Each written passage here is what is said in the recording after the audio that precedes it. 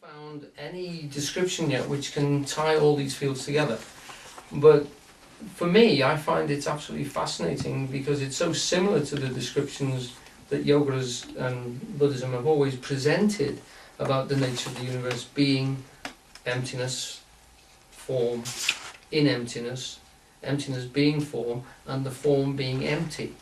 When you think of the fact that if we're talking about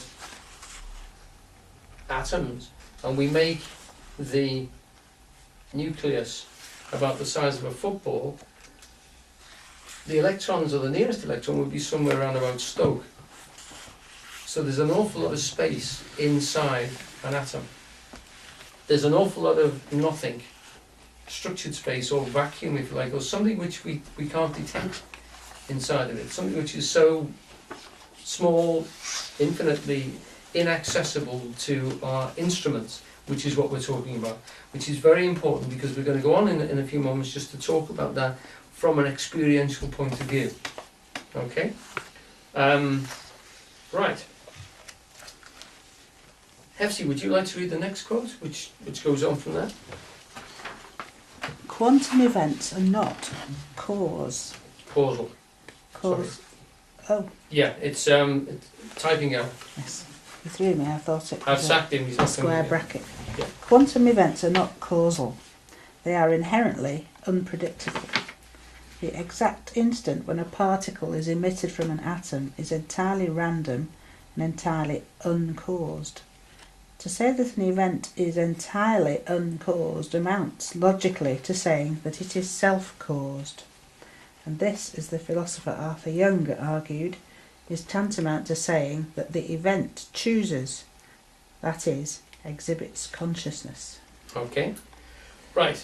So this is de Quincey nailing his sort of flag to the mast. He's saying that, okay, these fields behave in a non-causal way. They happen randomly. As far as we know, there is no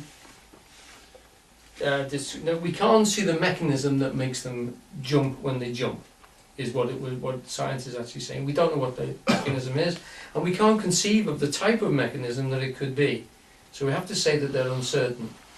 And what Young is saying here, and what de Quincey is using as a reference point, is the fact that if we have to say that, well, it's exactly the same thing as saying that they choose for themselves. They are self-motivated. Because there's nothing outside of them making them move in the way they do. So we can assume, in the same way that we would of a human being, that if there's nothing driving them into a situation, then the way they respond is rather by self-choosing.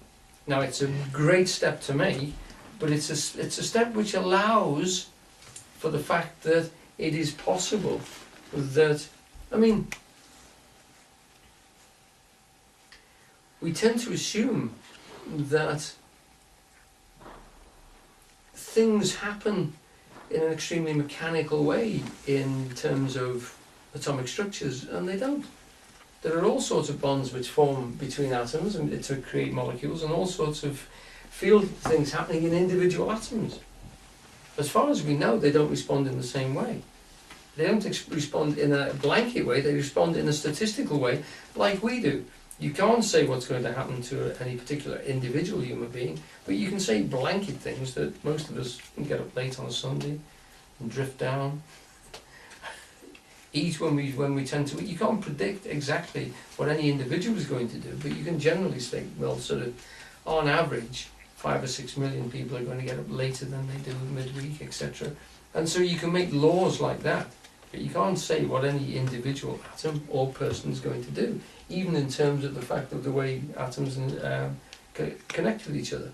We talk about H2O, but not all bonds are H2O. Within any given amount of water, there'll be several bonds which are H3O. So it isn't mechanical, blanket, and rigorous like that. And what is the standard? The thing is, we recognise that, well, in nature is we can't make two things exactly the same. We can't make anything consistent throughout itself. It is extremely difficult. Even two ball bearings, as Eugene once said to me, are not the same. They have different field potentials and they have different responses. We can't make two the same. When we try to, it proves to be extremely difficult. the way they move, the way the electrons inside of them move, constantly makes them different. Okay? So he's immediately beginning the sensation that what we're talking about here is actually very, very similar to situations which are possible in the world for us to make reference to. In other words, he's describing these things as if they had mind, which is the thing I'm drawing to you now. He's already started to describe them as having a possibility of self-motivation. He's even calling it, mentioning the word choice, and giving them a sense of perhaps even consciousness, which is the old concept that is true in Indian metaphysics, which says right the way down throughout the structure of the universe is conscious. It knows itself. It knows that it's here. It knows that it's acting. And what de Quincey is here suggesting is he's bringing it right down and saying, okay, if that's going on, if that was a human being, we'd say, well, it's choosing to do that. There's no field, there's no structure pulling it into that situation. Yes, we can state statistically that most people will do this or do that, so there is some sort of field thing which organises human beings. They tend to mate and have children and things like this. They tend to die at a certain age, but any one given individual might not be dead at 82 or whatever statistic norm you're going to give. Not going to eat lunch at a certain time, although most of us do. So there is involved a degree of possible, not saying it's definite, but there's a degree of possible mind going on even at that level. Does everyone follow that? I don't mean do you agree, but do you just follow what he's saying? Yeah, okay. That's just the point I wanted to get across. And what's resting on that is the fact that he's saying, right, his point which he's going to establish and work on is that really for us as human beings to look at that and argue that case is very valid. Not that necessarily that we're absolutely right, because one of the good things that comes out in the way he describes this is that this is something which is up for discussion. It's not a done deal, and that the very concept of a done deal in the universe is wrong.